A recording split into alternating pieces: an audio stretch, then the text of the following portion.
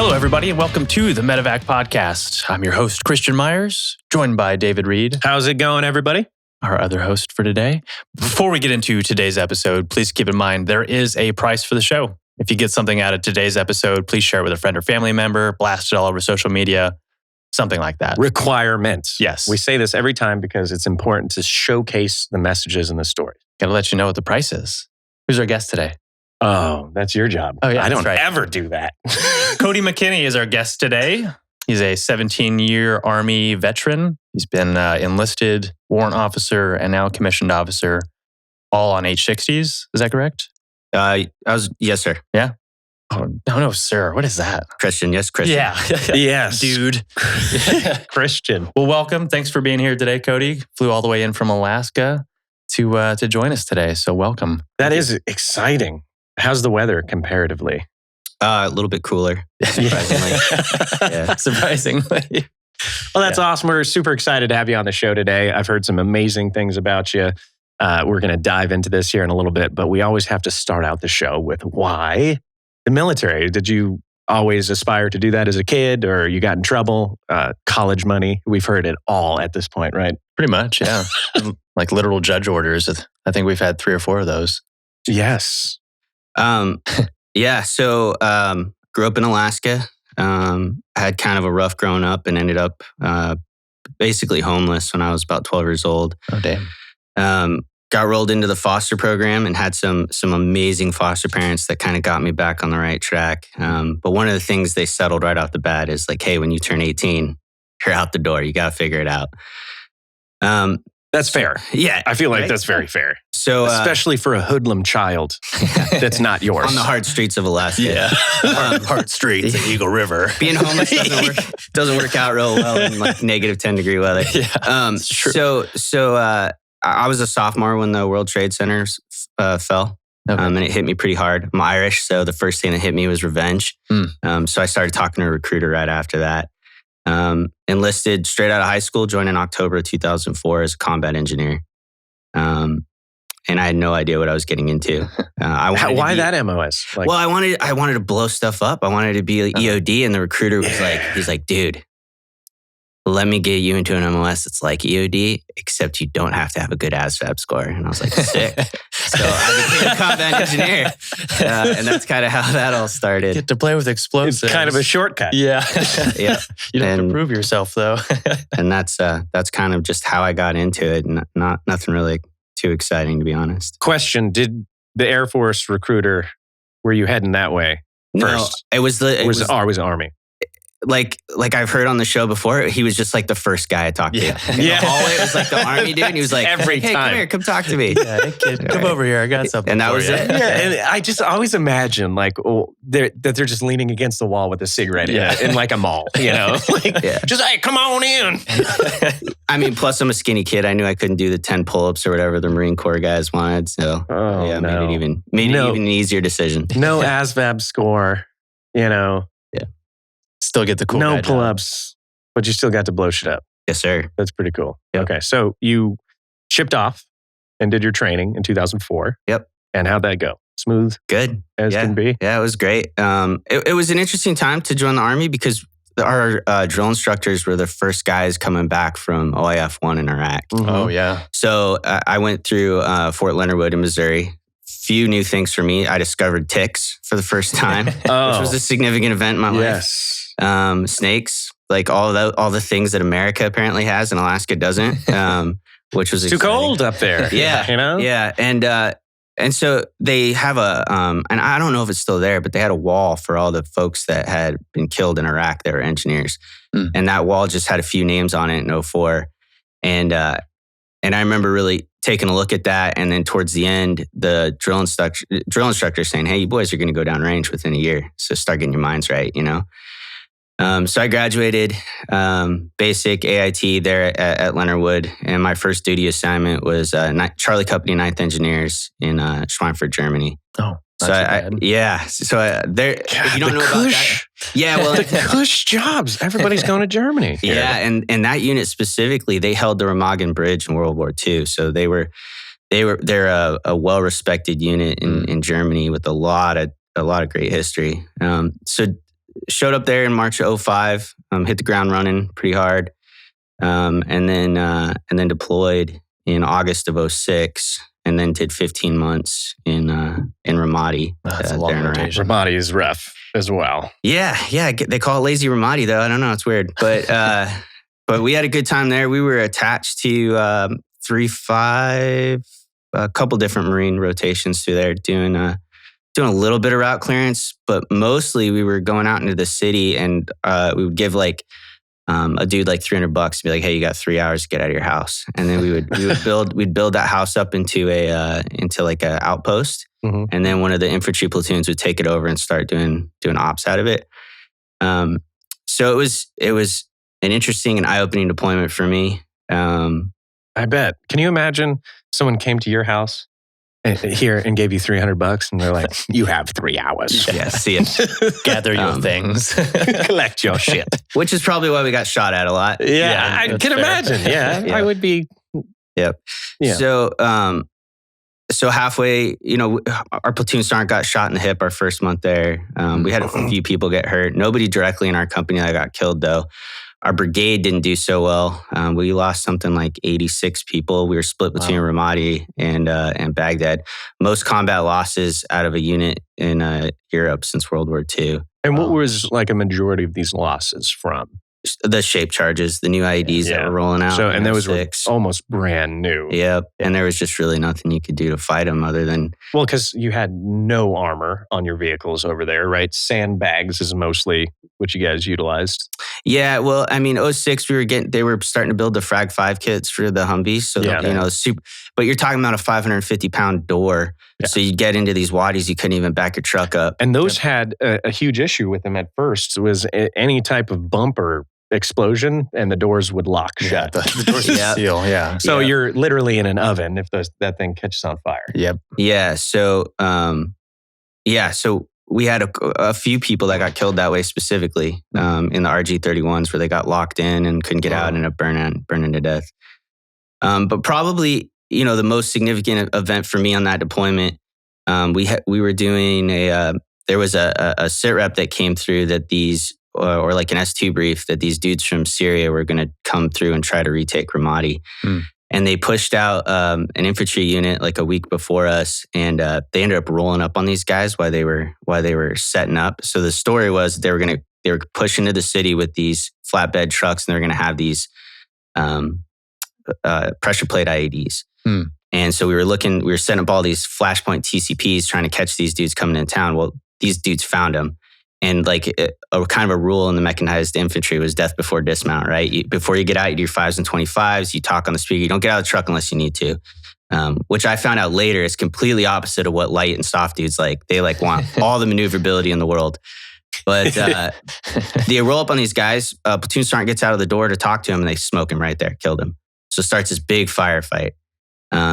I think it was called the Battle of Donkey Island. A SEAL ended up getting killed. It was a big deal. So we come in behind that a week later to set up all these points. And we would basically roll up to an area of high interest, get out, drop a Connex, build up a little crow's nest on top of it. And then we would move on to the next one. Okay. So we were rolling through doing that. And we had a mortar platoon attached to us as an outer cordon. So we would set up while they're building, they push out. So they were pushing out and they hit an IED. I think it was a double stack of 155s. Obviously when you're like a quarter mile away, which is what I was, and it shakes your truck, somebody's probably getting killed.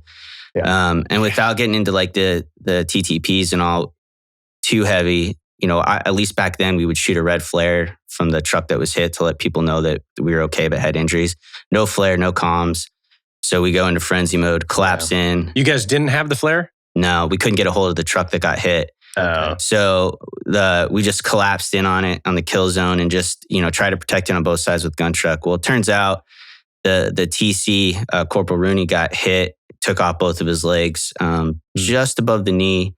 Our medic Clayton Reid, who's now in PA in Texas, was the first dude on site. So by the time we got there, the rest of the truck crew was pretty all right. They pulled him out and he's laying on the ground face down, no legs. one of the things I kind of remember about it, other than the smell, is that he wasn't bleeding, which was super weird to me. And I didn't realize at the time that, when you go through that mass trauma, all your stuff kind of sucks in. Yep. Yeah. So Reid just immediately jumps in, and part of his leg was still attached into the truck. So he runs up with these scissors and cuts it and makes like this weird rubber band noise. Yeah, super gross. Snapping noise. Yep. And he starts working on him right away. And maybe felt like an eternity, but maybe like 10, 15 seconds into it, Rooney wakes up and he's just like in La La Land, right? Doesn't know what's going on. Yeah. Reid's got his hand on his chest. He's like, hey, look at me. You're okay. We're going to work on you, blah, blah, blah. They're trying to call for a 9-line for a med, but they wouldn't push Medevacs in Ramadi during the time because it was just too hot. Yeah. So everything was CASEVAC, and we were probably at least a 15-minute drive from the cache there at Camp Ramadi. So anyways, Reid throws him in the gun truck. Those guys go single gunship back. Ends up saving his life. I think Rooney lost like four pints of blood, something like. He lost a lot of blood. He should be dead. Had him sitting in the. So they threw all the guns out, or all the extra ammo, and had him sitting in between the two seats in the back, and he was just sitting there with no legs in complete La La Land. He would every couple minutes he would ask what happened, and he's like, "You got hit. You're okay. Don't look down. Look at me." They give him ketamine or what? No. So I asked Reid about that later once I got into the medevac. Like, hey, did you snow him? Did you give him a ketamine? Did you pop or something? Like, so I guess he was having a hard time breathing. So they didn't give him morphine. They didn't give him anything. But he said he didn't feel anything. He was dazed. Yeah. It hit like that. And in shock. Yeah. Like. Yeah. So anyways, they ended up getting him back, ended up saving his life. I never saw him past that point. But we're going to have to track him down then. Yeah. Yeah. We're going to have to track him down. Would love to talk to him. Oh, absolutely.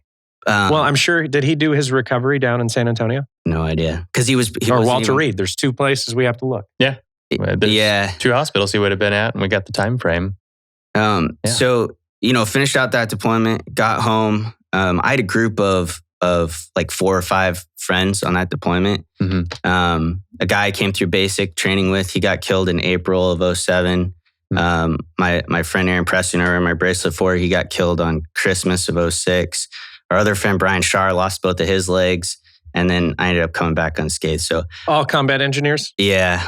This is what happens. The recruiters don't tell you that explosives work both ways. Yeah. Like... Well, let me tell you, I've learned my lesson, and I don't want to be near explosives ever again. I think so. I don't blame you. I don't blame you. So we get back home, and my wife at the time was like, "Hey, me or the Army," and I was having a hard time. She gave you an ultimatum. Yeah, so I definitely picked her, but I would try to make a compromise and join the Guard on my last day out. So came back home. Interesting story in between that. What my friend Brian Shar that lost both of his legs, he ended up making a pretty quick recovery and met us when we got home in right before Thanksgiving in November of 2007. So we go down to this German bar. And you can't tell he doesn't have a leg, when he's sitting at a table. Yeah. So we're all sitting there, and there's this German dude sitting at the table, and he goes, "Hey, I bet you I can drink a beer off the bottom of my foot." The dude's like trying to figure it out. You can see him messing with his foot, trying to figure it out. And he's like, "Okay, deal." So he throws 20 euros on the table, and Brian takes his foot, turns it upside down. Above the knee. Yeah. Good for you, buddy. That is like a common parlor trick for the it's a great bar AKs, trick. It throws people off. Jay Fenn, remember that guy? He did it during the commercial. Yeah, Jay. Yeah, I've had someone do that at the lake too. I guess there's some weird asphyxiation about it. I don't know. They're like, "Hey, bro, I'm at the lake. Can I take a beer out of your leg?" Sure, that's gross, but they drink out of the cup. Yeah, exactly. It's like the Stanley Cup. Oh God, yeah, gross. Wearing that all day. Did you? Nasty. You did too. No, absolutely, absolutely not. What's wrong with it? I mean, we hate amputees or what? Yeah, amputee hater. So after that, 2008, I joined the Alaska Guard. Showed up back to Alaska. I was a corporal at the time, and they said, "Hey, we're getting rid of combat engineers, so you got to figure something else to do, or you can get out," because I joined to be an engineer. Okay. So I happened to be driving by the airfield, and I like war history quite a bit. So I thought that being like a door gunner was an MOS. Turns out it's not. But it was in the Air Force. Yeah, I didn't know. That was my first MOS. So I asked the sergeant major about coming over to aviation and got approved. And so I became a crew chief, picked up E5 while I was at the schoolhouse in Fort Eustis. And then when I came home, they immediately moved me off the helicopters and put me in the C-23 Sherpas. So I ended up being a flight engineer with those guys for about 2 years. It was the best job I ever had. Yeah. Super fun flying that thing around. And then one day we were ripping around and one of the warrants said, "Hey, you ever think about going to flight school?" I was like, I didn't know you can. He's like, "Yeah, well, let's see if you can fly first." So they sat me up front and nice. they're like, "All right, turn left." Oh, and so wow. I turned on the yoke and he slapped me back. He's like, "Left pedal, idiot." And I'm like, "I've never flown an airplane." Why don't you know how to do this? Trial by fire for sure. Yeah. So when we got down, he said, "Hey, go talk to this guy." And I went and I did. And I went to flight school went to walk school and then follow on flight school in 2010. Oh, awesome. That was pretty quick turnaround then from being an FE right into flight school. Yeah, it was a great experience. That's not too bad. So that's where you obtained Warrant Officer. Yep. Right? Yep. So I became a warrant in 2010. Got home from flight school in February of 12. Deployed as a pilot December of 2012. An H-60 pilot, right? So yeah, just as a line pilot. Yep. Okay. Pretty uneventful deployment. We're in Kuwait. It was a weird paradox for me to spend a year in Kuwait and feel like it was longer than a 15-month tour in Iraq. Yeah. Just because at least on my first deployment, I felt like I was serving a greater purpose. Sure. But I definitely did not feel like that in Kuwait. So got back home, end of 13. It was a 11 and a half month deployment. And then went to IPC, became an instructor pilot. And After one deployment? Yeah. Really? Yep. Wow. And then I think in 16 is when ARI happened. So the Guard had a bunch of 64 Apache units, right? Yeah. And an active component was like, "Hey, y'all don't need those because you're Guard." And so they started to pull them back. I think there's 2 left. So it created this whole restructuring across the entire Guard. So Alaska, we kind of knew that it was coming and leaned ahead on it and gave up some of our assets. We had 21 Blackhawks in the state of Alaska. And we gave up some of those to go over to a GSAB, a General Support Aviation Battalion, which would give us Chinooks that we really needed. Okay. And it also gave us a Medevac company. All right. So when that news came down, I went and talked to our state aviation officer, which is like our 06 brigade level commander, and said, "Hey, what do I got to do to take this med unit? Because I want to be the change that I didn't see in Ramadi." Yeah. And so he helped me and supported. Colonel Kurtz was his name, and he pushed for me to get my direct commission packet, and I took the Medevac company in September of 2017. I gotta stop and just highlight what good leadership qualities that is on your end and on his end. I mean, you identified a weakness, you took initiative to make a change, and he saw it fit to give that to you or to allow you to take that chance. Every single episode that we have on the Medevac podcast, we usually touch on a fault in leadership and usually how leadership has been a result of people's catastrophic injuries or deaths. And this is like one of the first times we're talking about like positive examples being set early on, identifying those issues early and making changes. So I have to give you some kudos there. Yeah, I appreciate that, Christian. Yeah. I think you can be a results-based leader. You can be a process-based. It's hard to be both. And I've always been down to do bad shit. So I wanted to be a Medevac commander and I wanted to get into it. Yeah. What I didn't realize was how deep the Medevac history was and all of the things, the doctrine and all that stuff. So one of the first things I did when I took command is I went to a Medevac doctrine course at Fort Rucker. And it's just a 2-week course where they teach you about the history of Medevac and then you roll into a near peer scenario at the end. While I was at that course, they brought up, 1, that DUSTOFF was an acronym, and I didn't know that. And 2, they talked about the father of DUSTOFF, Charles Kelly. So after that, I did a deep dive into Charles Kelly, the 57th Med, Vietnam, all of that stuff. And I decided that that's what I wanted for our Medevac unit. We were going to model everything we did off of the 57th. So I came home. We had 3 aircraft, no placards. We had no medevac experience, and so we just started building a team. My first guy back was Sergeant First Class Damien Menchaca. He's down here receiving the award with me tomorrow. Oh, awesome. But me and him sat down at a table and we said, "Hey, what do we want to look like in 3 years when we're going to go downrange?" Yeah. And so one of the things, I don't know if you guys want me to dive deep into Charles Kelly stuff, because I know I'd love to talk about him. But one of his things was like, you don't make excuses. You don't hesitate. You never use the weather as an excuse not to fly. If the weather say 100-foot ceilings, you run that aircraft up, you take it up to 100 feet and you prove it. You make sure. You don't make excuses. You fucking go. And so we said, hey, that's what we're going to do, man. So we built our unit up that way. And so like maybe 2 years into it, we got our first HA60 with the crosses on it. And then we started reaching out to our friends. So the 210th, the 212th, the J's, the Rescue Triad that's been around forever. Yeah, long time. And started building off experience off those guys. One of the things that we noticed, one of the problems as a commander or anybody in a leadership position is how do you address high risk, low probability problems in a unit. And what I've seen a lot, like so specifically talking hoist for medevac, is that battalion commanders will avoid it because the longevity of their career is in favor percentage wise to just be like, you can do hoist, but it's at 20 feet off the grass, right? Yeah. But what I think what a lot of leadership doesn't recognize is you're answering for it either way.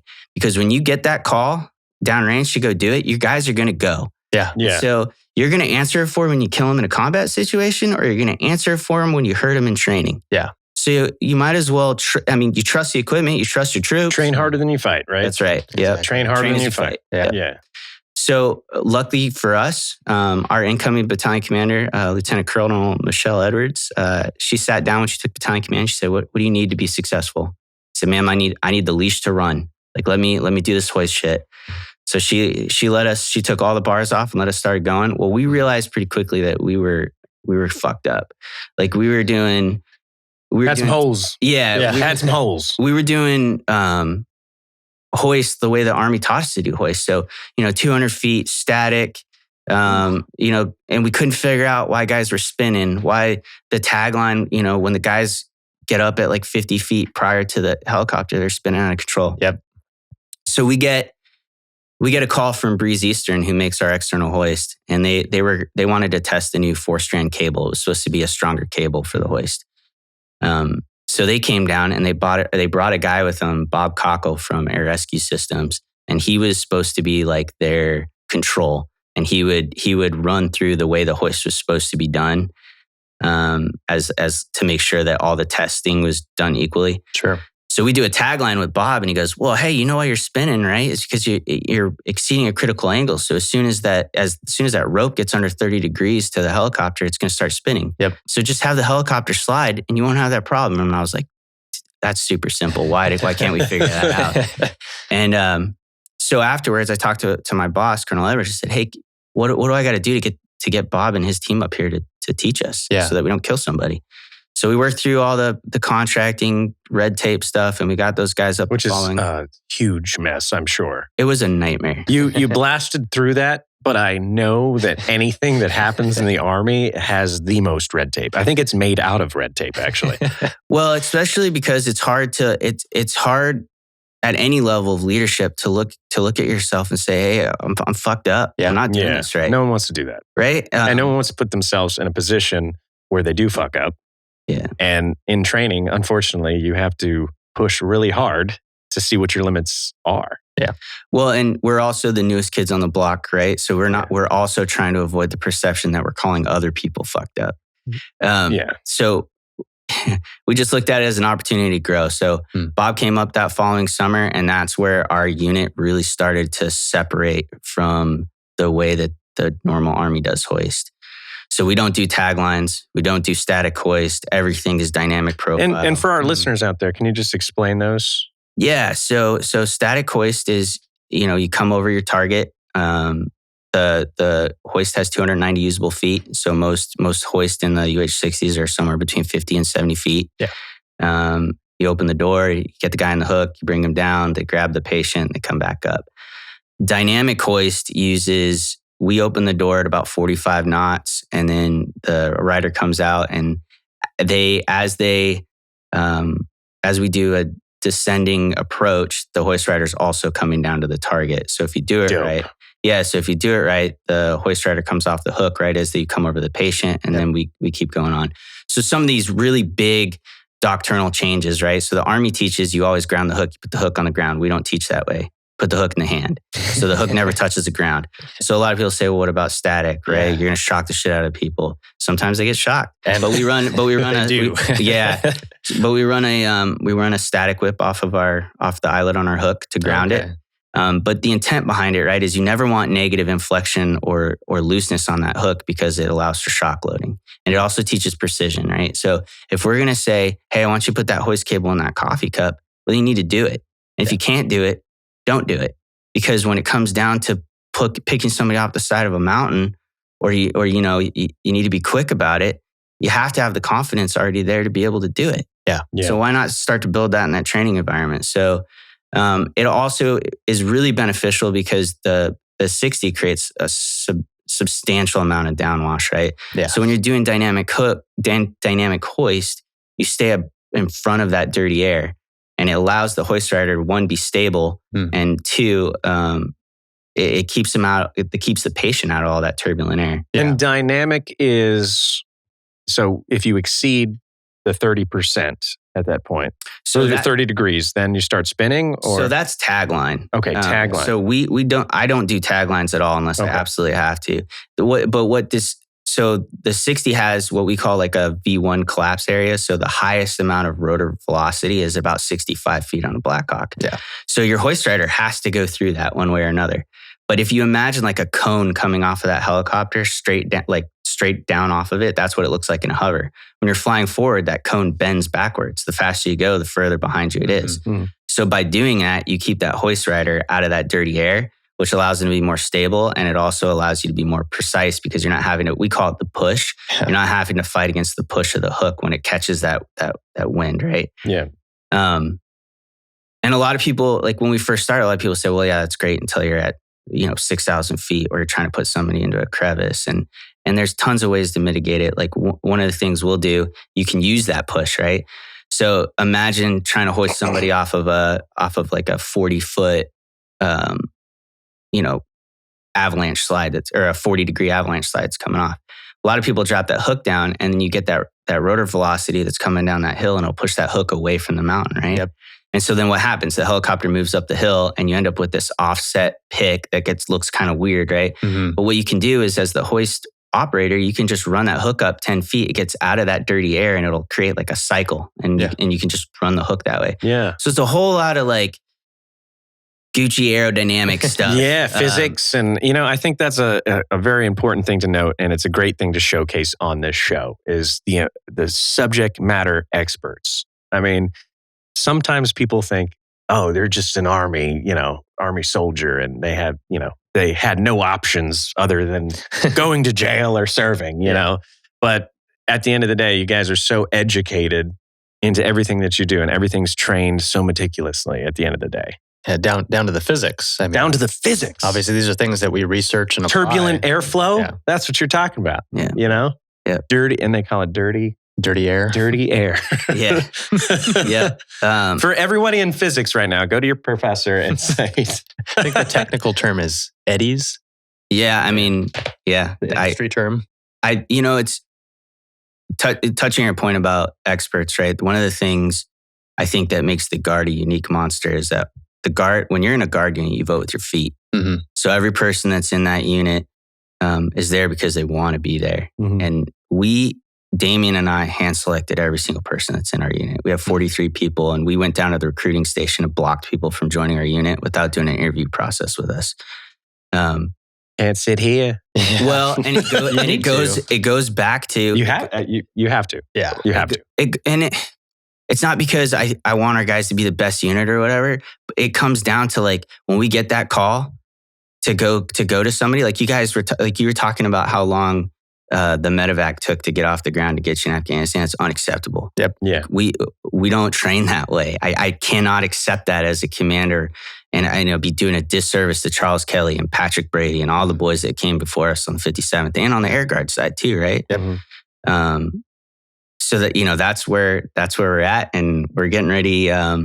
We got a MOB coming up next year, so we'll get our first deployment as Medevac, and hopefully we get to test the grounds a little bit there. Hopefully not. Yeah. Like let's well, hopefully for training. Yeah. It's bittersweet, right? If someone gets hurt, I hope it's you that picks them up. That's what it is. How about that? And not just supporting U.S. forces, right? Yeah. Like the stuff that's going on right now is really not very many U.S. guys. But it's one of those bittersweet things for sure. It's you train your whole career to be in medicine or be a medic, some sort of medical field, and you don't want to use it, but you do, Yeah. Trained all these years for it. Might as well give it a shot. But you have been able to give it a shot up in Alaska. It's one of the things I love about the Guard is that, especially in Alaska, there's always stuff happening, especially on the rescue side. Civvy side, right? Yeah. So I imagine you've gotten ample amount of training and real world experience up in Alaska. And I imagine you're flying rescues weekly or bi-monthly at least. Yeah. So as you know, Christian, we split that duty with the 210th, 211th, and 212th, the rescue triad of the Air Guard up there. They're postured a little better than we are because they also support the F-35s and 22s, all the fighters. Yeah. But we do get a fair amount of calls for rescues across the state. One of the issues that we run into when you look at like Air Force versus Army is we don't have the hard capability. Mm-hmm. So we've been kind of aggressively trying to figure out how to extend the legs. So just as an example, we got a call maybe 3 weeks ago about somebody who was having a heart attack, and they're about 450 miles away from us through a pretty significant mountain range. Yeah. And we just don't have the legs to be able to get out to them, or even if we do, we may not have a place to be able to refuel. So it's kind of an interesting problem set. Psst.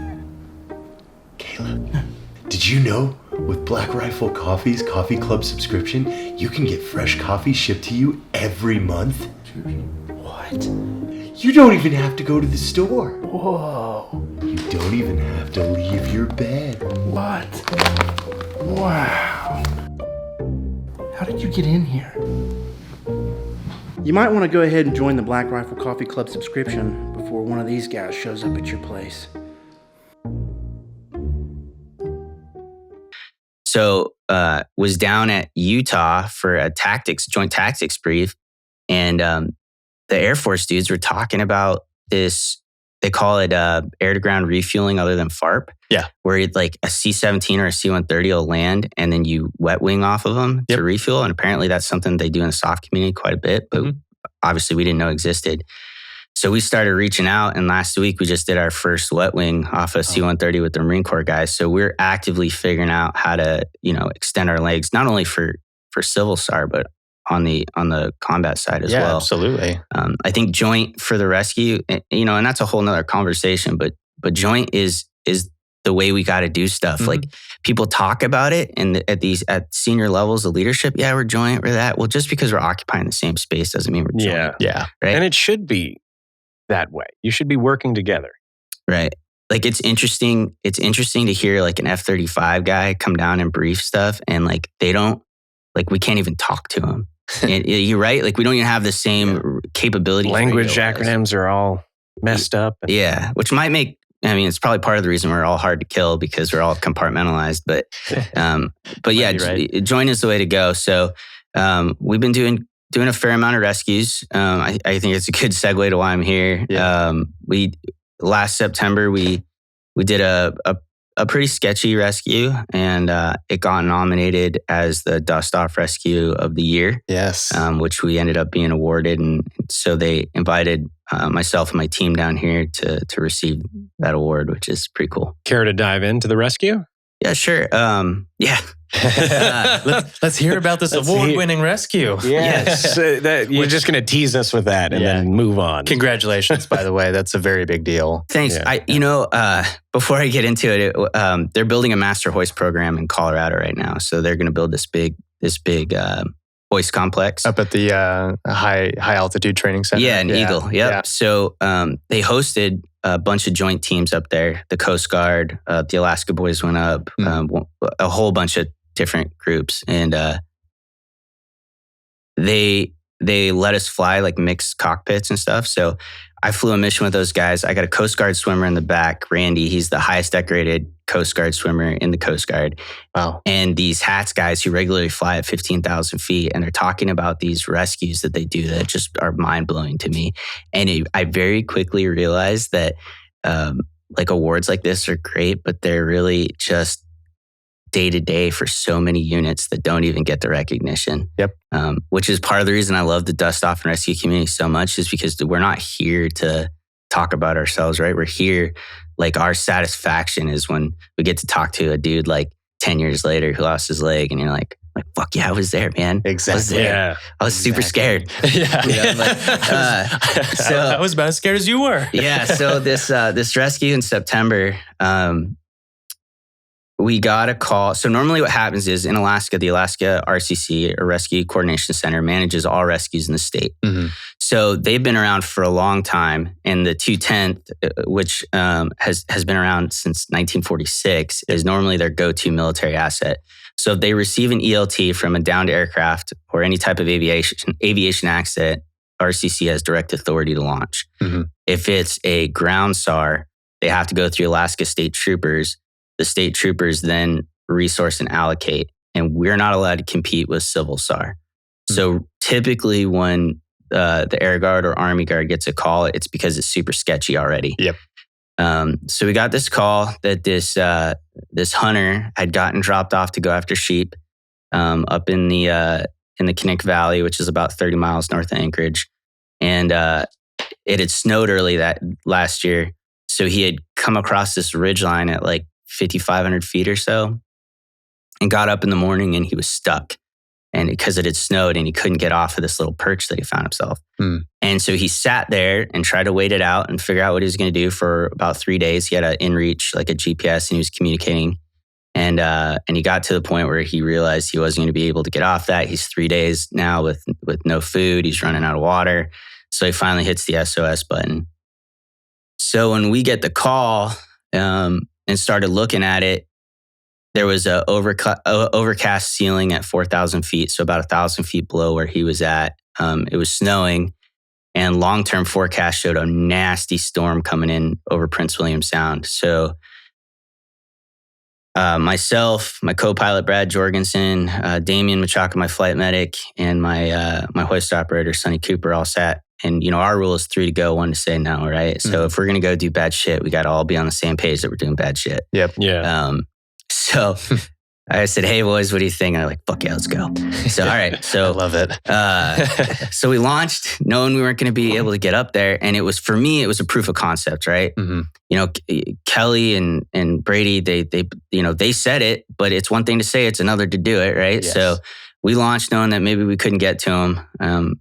And then en route, so I guess my boss said, hey, this is high risk, I'll accept the risk, which was huge for us too, right? Like I could say it all day long, but unless there's an 06 that's willing to put that, their pen on paper, it ain't going. So I'd definitely like to recognize her for doing that for us.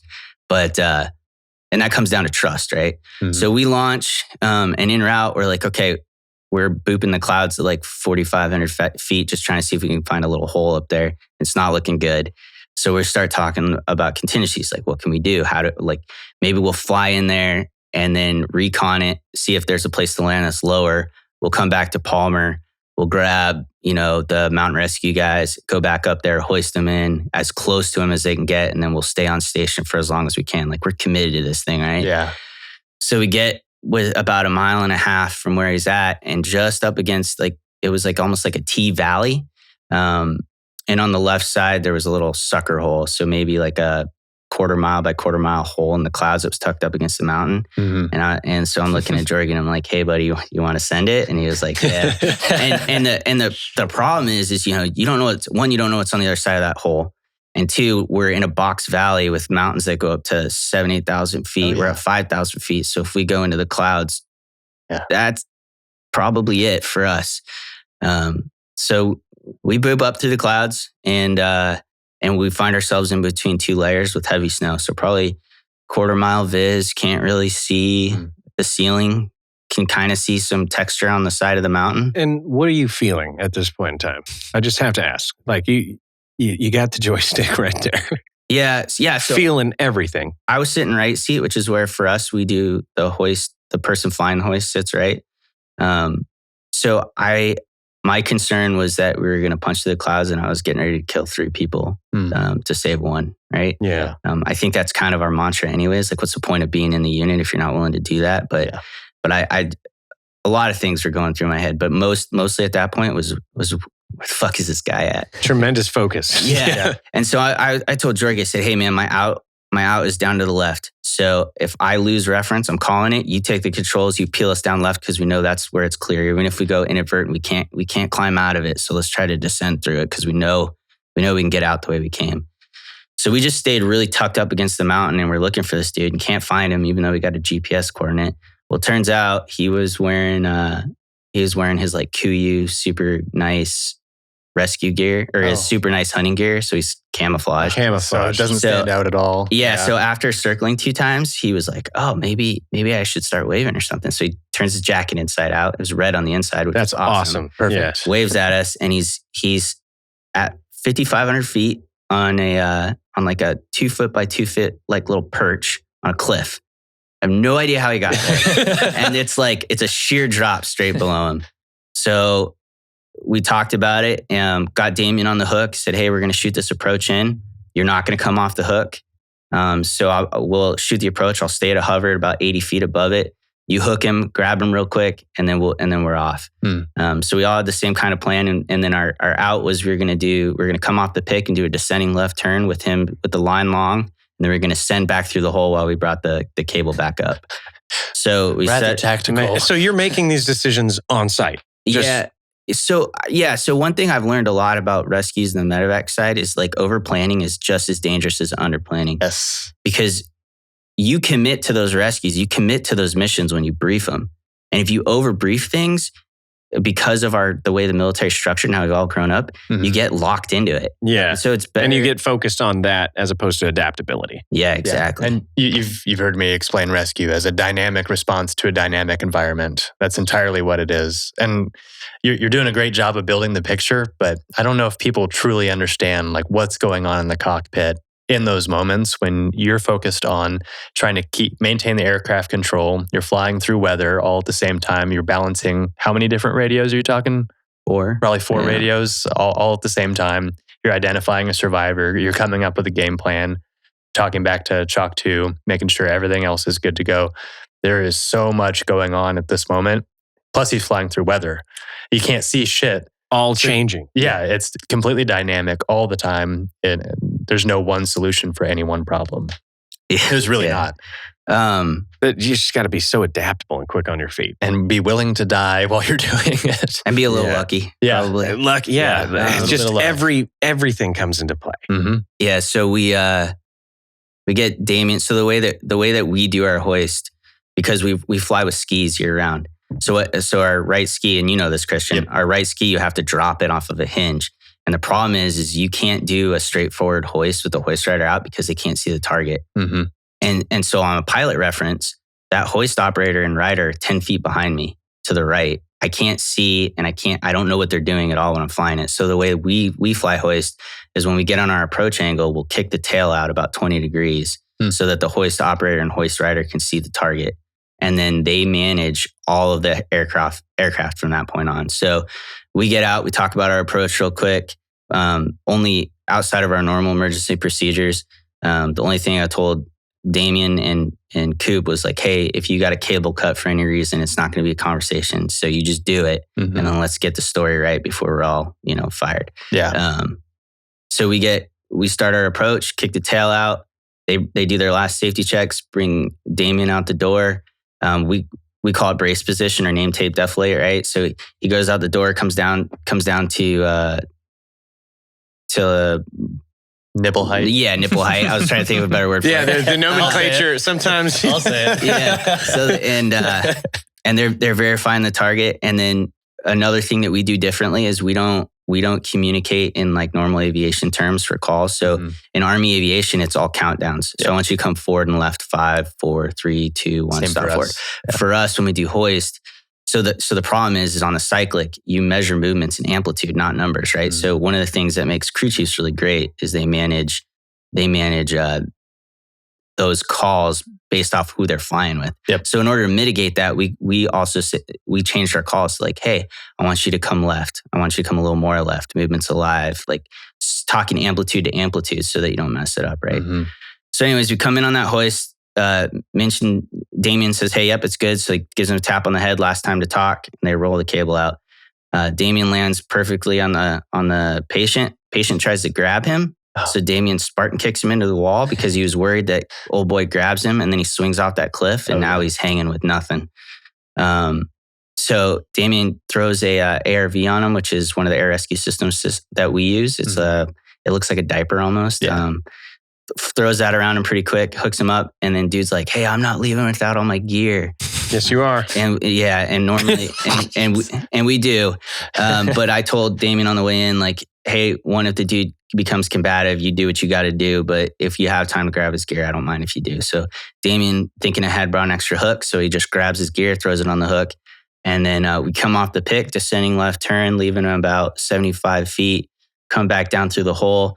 We teach leave the line long or don't bring shit to the aircraft. So it's better a lot of times we trust the equipment, right? Whether we're at 5,500 feet or 10 feet. So there's nothing wrong with leaving that hoist rider out there at 70, 80 feet, even though we're at 6,000 feet. And you opt to do these dynamic reel-ins, right, on the hoist to maintain, to mitigate any spinning on the hoist. Is that your thought process? Yep. Because our thinking on the Air Force side is entirely different when it comes to civilian rescues. Usually, we're not doing dynamic hoist, or we're, especially if we're coming off into weather, we're usually going to stay in that high hover, bring them straight up, deal with the spinning, mitigate it into the helicopter, and then we'll depart. Yeah, so I'm curious about that. That's exactly what it is. And like you'll get yourself into just as much trouble staying static because if you think of the hoist as a fulcrum, if you have a bad spin or oscillations, which are even worse, and you start to bring that in, the closer you get to the fulcrum, the increased frequency that you faster it speeds up. Which I'm sure you guys have seen videos of that. Yeah. So if you leave got a lot of hoists. Physics as well. Yeah. So if you leave Get shorter, faster spin. Yeah. Yep. So leave that long line. That's for us non-rescue people. I have to explain it. It's for that video of grandma spinning out of control. I'm sure you've all seen. Pendulums. Yeah. So you leave the line long, and that helps for a variety of different reasons, which we did. And so we came back to that cloud deck, got him in, and he ended up just being malnourished, and we dropped him off, and life was good. Nice. So What was his response? well, he didn't talk to us really much at all, except to say thanks. But checking on him, looking in the back, he was just kind of in La La Land, I think. Yeah. Probably shocked a little bit. Yeah. I mean, that's rough. 3 days on the mountain. Just got pulled off the edge of a mountain. You should have been like, you catch any sheep? Yeah. And I think he recognized that he was probably going to die if we didn't get him that day because he couldn't self-recover. And that storm system that ended up coming in sat there for 2 or 3 days, and he wouldn't have been recovered. He thought he was going to die for sure. So at least crossed his mind, Yeah. I mean, he likely would have given, some of the storms up there. He would have, last right? 3 or 4 days. There's no way he was coming down. Yeah, I mean. Yeah. No, he couldn't. No way he's coming down. So you guys definitely.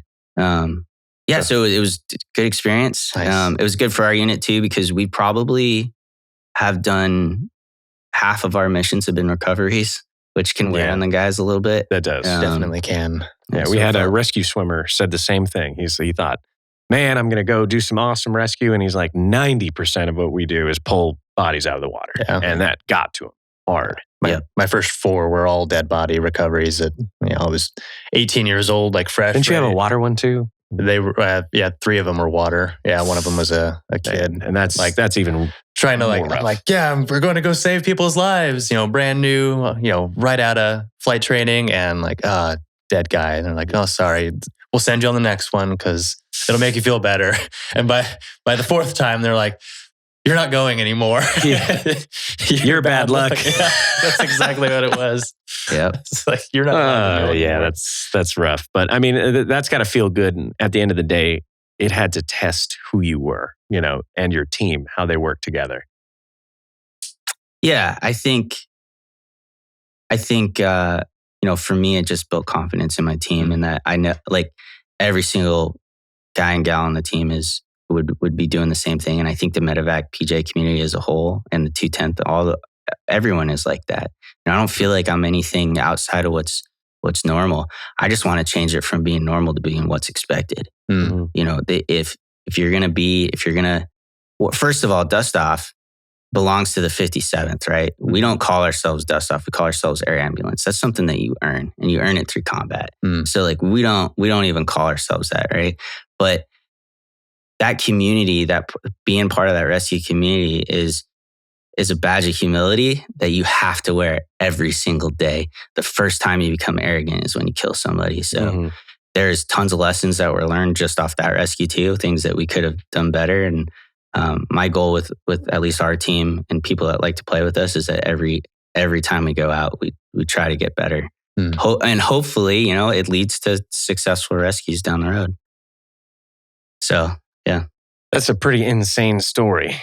And at the same time, I just want to reiterate the point that you were not able to see pretty much the whole time you were flying. Yeah. I've been in pretty much that exact position before flying in Alaska. We had a mission about 3 hours north of Fairbanks, middle of the night. It was like 2 a.m, full weather system, uncontrolled airspace. So we were using the color weather radar, which is, for those of you who don't know, it's a 4-inch screen that has a color depiction, and it will, when the radar pings off of a fixed point or like a mountain or any sort of terrain, it just shows up as a red blob. So you avoid red blobs, and that's how we were flying to this ELT or emergency locator transmitter to track down this guy in the middle of the night, middle of a storm. Yeah, that's how we were navigating. And that's normal for you guys. Yeah. The 210th and those guys, they do shit like that all the time. Yeah. And I think, I don't know why I just thought of this, but listening to you speak about it and watching the smile on your face, rescue personnel are fucking junkies at the end of the day. Like adrenaline. I think more like rescue junkies. Like as soon as that radio kicks up and you hear a scramble, like everyone's hearts drop. Everyone looks at each other and they're like, whoa. Gives you purpose. Here we fucking go, boys. And every single time, you won't find a single person in Army rescue, air rescue, naval rescue, wherever, when that alarm goes off, they get turned on, in not a sexual way, but they get turned on. They're ready to go, and it's our purpose. It's our entire purpose. Yeah. And when that bell rings, you feel that, you feel alive, and you feel. And you're that doing purpose. something impactful, important too. I mean, most important. Yeah, it's like I come from an infantryman's background, right? And you're taking lives as opposed to saving lives, and there's a lot of value in that. Is taking care of your team so that they could continue to fight. So something interesting. Kelly was the first guy in 1964 to hold the combat infantry badge, the combat medic badge, airborne wings, and flight wings, right? So he got it. He knew what it was like to have both perspectives. And I think what drove him was, he got injured by artillery in World War II pretty badly.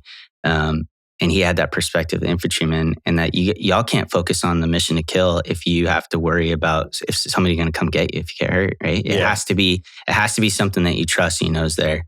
And I think a lot of this stuff's perspective too. Like that rescue is sketchy, but Major Brady, who took over for Kelly. So Kelly gets killed by a sniper, right, in 1964, July 1st, 1964. Yeah. Which is where the famous saying, "When I have your wounded," right? They told him to get out the hot LZ. He said, "When I have your wounded," and they shot him through the heart. He died. So next day, Brady takes over, and the battalion commander comes into his office, and they recovered the bullet that killed Kelly because it got lodged in the door, and he threw it on his table. He said, "Hey, is DUSTOFF going to start taking this shit seriously and changing the way they're doing it?" Brady said, "Hell no. No hesitation, no rationalization. We'll fly the mission." And so that's gangster. It's saying it, right? But then he did it. Yeah. So Brady is the guy who coined the flare approach in Vietnam. So this dude goes out to fly for 101st. They had a heavy casualty mission one night, and there's a big storm coming through, and so ground fog can't get to him. So Brady launches anyways, and he's over top of them, and he can't figure out, like, I literally can't get down to these guys, but I don't want to give up on them, right? Because they trust us. Yeah. So he calls in for flares with an artillery unit on his position. So they shoot these flares, and as the flares go down, he circles around them through the fog, keeping an eye on the flare, and then lands and picks these guys up and saves their lives. Like, Jesus. Yeah, perspective, right? Yeah. Like, yeah, I flew through a hole in a cloud to go rescue. That's kind of cool, but I didn't go through fucking fog following a flare down. Yeah. Like, We can't compare ourselves to other people's stories at the end of the day. And we'll just go through a rabbit hole, and true too, it devalues your own stories. Like, you are a hero at the end of the day. You rescued someone's life, and that counts for something, Can't tell you how many people come up to me and say, well, I never did what you did. Or, you can't live your life like that either, So, try harder next time, okay? That's our motto for a medevac is don't be sorry, be better. Yeah. Say that every time. Yeah. Don't be sorry. That's pretty funny. I mean, that is awesome. So you're here for an award that you're receiving tomorrow. So who's that from? Yeah. What's the name of it? Give us a little bit of background. It's the National DUSTOFF Association. And DUSTOFF, you said, was an acronym. Can you tell our audience what that? It stands for Dedicated Unhesitating Service to Our Fighting Forces. Huh. I did not know that. Yeah, so it was coined by the 57th, and they wanted to delineate themselves from other medevac units because they flew harder. And it was something that Kelly came up with, and it stuck. So a lot of units use the term DUSTOFF, but at least for us in Alaska, we stay as Alaska Air Ambulance. I like that though. Until you earn it. Until we earn it, sure. Right? That's how we feel. I mean, Kelly wrote a book called Dead Man Flying, and he talked about how it bothered him that units walked around with something that maybe they didn't earn, and he struggled with it because he understood that it's not their fault. Like it's a tribute to lineage, but so that's where the acronym came from. That's awesome. Yeah. Interesting. Yeah, I didn't realize that DUSTOFF was an acronym, but we have similar concepts in the Air Force, but I really appreciate the fact that you apply those military standards to a modern unit right now. Like you stood up this unit, and at least in recent years, the way that I've seen the military going, it's become much less traditional, much more modernized, much more like a business. So the fact that you're taking stuff from those historical standpoints where rescue truly started in Vietnam and applying those standards to your new unit, I think that's incredible. And I love that approach. I mean, it really makes people feel like part of the team when they earn their spot on it at that point, right? Yeah. Yeah, you can't just show up and call yourself Pedro. You can't just show up and call yourself DUSTOFF. You can't just show up and call yourself a Ranger. Like, you got to put the time in. You got to prove yourself as a team, as an individual, and then you can earn that right. So I love that approach. I think too many people just wander on in the unit like, I'll take my green feet now, or I'll take my Red Cross now. It's not the way it goes. You gotta prove it. Yeah, absolutely. Through a little bit of action and a little bit of crazy. What's the recipe for rescue personnel? A little bit of crazy, a little bit of junkie, like you said. They're and subject matter experts. I mean, that is a thing that I will say about rescue. We've had many guests on the show, a lot of injured personnel, and you see the difference between the infantrymen and the rescue personnel. And it's incredible, the knowledge base that you all have and how to implement that in an ever-changing, dynamic environment is incredible. Well, yeah, I mean, I'll tell you what, I refuse to ever write a letter home because I missed an opportunity to get my guys stressed out. And my gals. I've female flight medics and pilots as well, so gotta be inclusive. All encompassing. Yeah. But it's the royal guys.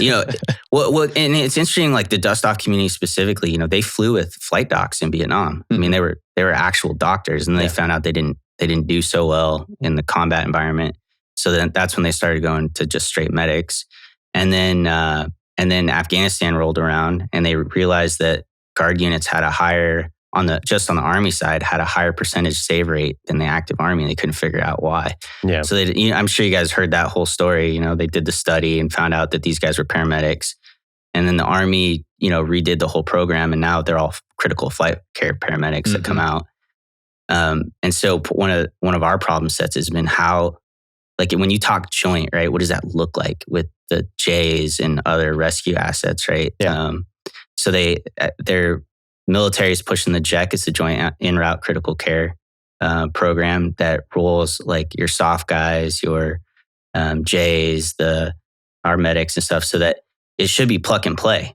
So that like, hey, if you're going to launch a C-130 to go recover a guy from a bear mauling, just take my flight medic and throw him on the back. Okay. So the J's do the immediate response. They do the march pause. And then once they get him off, after they give him the ketamine, hand him off to the critical care paramedic and let him do the joint en route care. And then you build this like really hard package to let somebody actually die. I think that's where we're going. I've been working pretty hard with the Air Guard folks of being like, it's not a glory thing. Like, take my guys, we'll take J's. We do hoist Thursdays with the J's now. Nice. Which has been really fruitful for us.